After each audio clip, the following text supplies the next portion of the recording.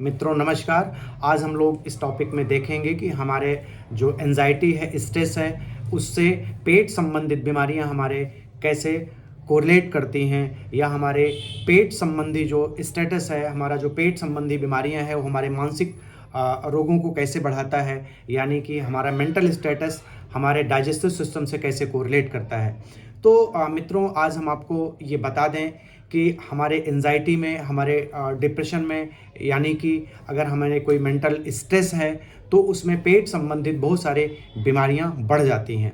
जैसे कि अगर हमें एंजाइटी है, हमें डिप्रेशन है, हमें कोई स्ट्रेस है, तो हमारे जो पेट में जो स्टमक में जो एसिड सिक्रेट करने वाली सेल्स हैं वो प्रवोक होती हैं और बहुत सारी जो है एसिड्स वो सिक्रेट करती हैं, जिससे कि हमारे आंतों की एक समस्या है, हमारे पेट की एक समस्या है जिसको हम कहते हैं GERD, यानी गैस्ट्रोइसोफेजियल रिफ्लक्स डिजीज़, वो हो जाता है। जिससे होता क्या है कि जो हमारा एसिड है स्टमक से ऊपर निकल के जो इसोफेगस का जो वाल्व होता है, नली का जो वाल्व होता है, उससे ऊपर चला जाता है और वहाँ वो जलन करता रहता है, जिससे कि कई बार हमें चेस्ट पेन की समस्या भी महसूस होती है, जिससे कि हमें लगता है कि वो हमारा दर्द जो है हार्ट पेन है, जबकि वो होता है एसिडिटी की वजह से वो दर्द होता है।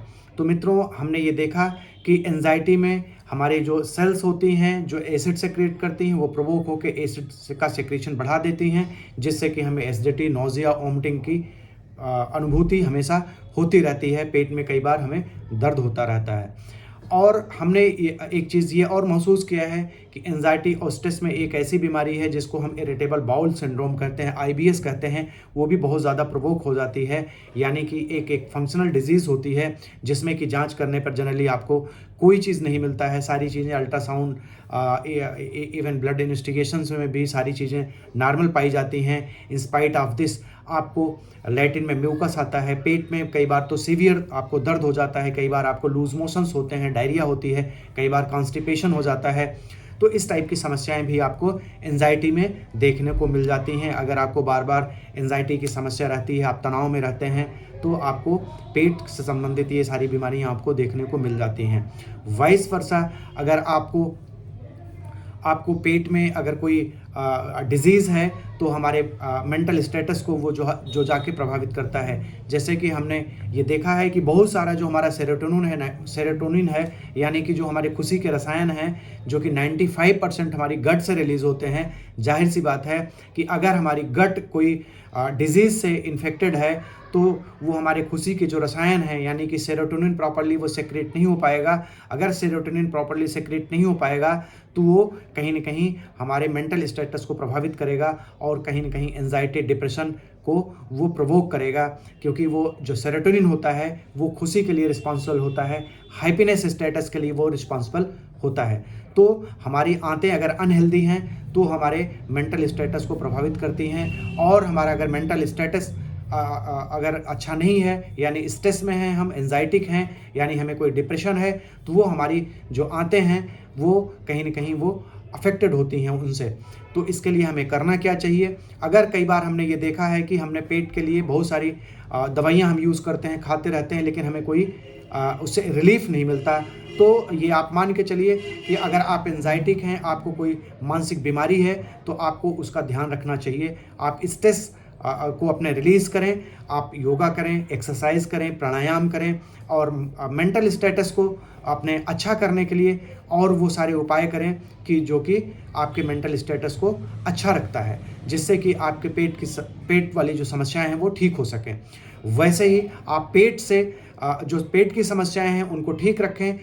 उसके लिए करना क्या है, आपको हाई फाइबर डाइट लें। आप हाई फाइबर डाइट लेने से आपका डाइजेस्टिव सिस्टम अच्छा रहेगा। फ्रूट्स लें, फ्रेश वेजिटेबल्स लें, जिससे आपका डाइजेस्टिव सिस्टम अच्छा रहेगा। नट्स लें, काजू, बादाम, पिस्ता नट्स लें, जो कि आपको आपके इंटेस्टाइन को हेल्दी रखती हैं। एवोकाडो, केला, इन सब चीज़ों के लिए ये फ्रूट्स बहुत अच्छे माने जाते हैं, जिससे कि आपकी इंटेस्टाइन काफ़ी हेल्दी रहती है। प्रोबायोटिक्स आपके आंतों के लिए बहुत अच्छी मानी जाती है। प्रोबायोटिक्स होता क्या है? प्रोबायोटिक्स एक टाइप की हमारे आंतों की फ्रेंडली जो बैक्टीरियाज होते हैं, माइक्रो ऑर्गेनिज्म होते हैं, वो होते हैं, जो कि जनरली बहुत सारे दही में पाया जाता है। तो हमें प्रोबायोटिक्स दही जो है हमें लेनी चाहिए, जिससे कि हमारे इंटेस्टिनल फ्लोरा जो है मेंटेन रह सके, और वो हमारी जो इंटेस्टिनल बैक्टीरियाज हैं, हमारे बहुत सारे विटामिन्स को भी सेक्रेट करने में हेल्प करते हैं, तो जिससे कि हमारी इंटेस्टाइन जो है हेल्दी रहेगी तो सेरोटोनिन अच्छा रिलीज़ करेगी, सेरोटोनिन अच्छा रिलीज़ होगा तो हमारा मेंटल स्टेटस अच्छा होगा।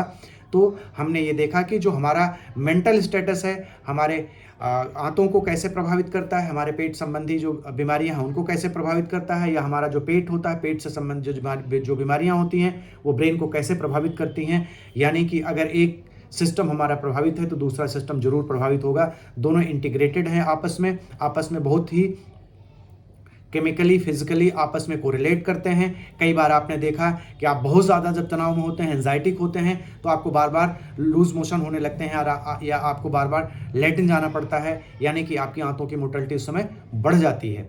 तो ये हमारा जो आज का टॉपिक रहा वो सीधा सीध ये बात इंडिकेट करता है कि कहीं ना कहीं स्ट्रेस एंजाइटी में हमारे पेट संबंधित बीमारियां बढ़ जाती हैं, और अगर हमारे पेट संबंधित बीमारियां हैं तो हमारे मेंटल स्टेटस यानी एंजाइटी को और डिप्रेशन को, ओसीडीज को काफ़ी ज़्यादा प्रोवोक करते हैं, यानी कि बढ़ा देती हैं। आज का टॉपिक हमारा यहीं समाप्त होता है। आप लोगों का दिन शुभ और मंगलमय हो। Thank you so much.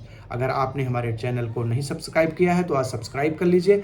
अगर आपको ये टॉपिक अच्छा लगा, ऐसा लगता है इन्फॉर्मेटिव है, तो आप इस टॉपिक को शेयर करें ताकि लोगों को इन्फॉर्मेशन मिल सकें, और अगर आप हमारे टॉपिक को लाइक करते हैं तो इससे हमें मोटिवेशन मिलेगा। अच्छे वीडियो बना के हम आपको डालते रहेंगे। आपको बहुत बहुत धन्यवाद।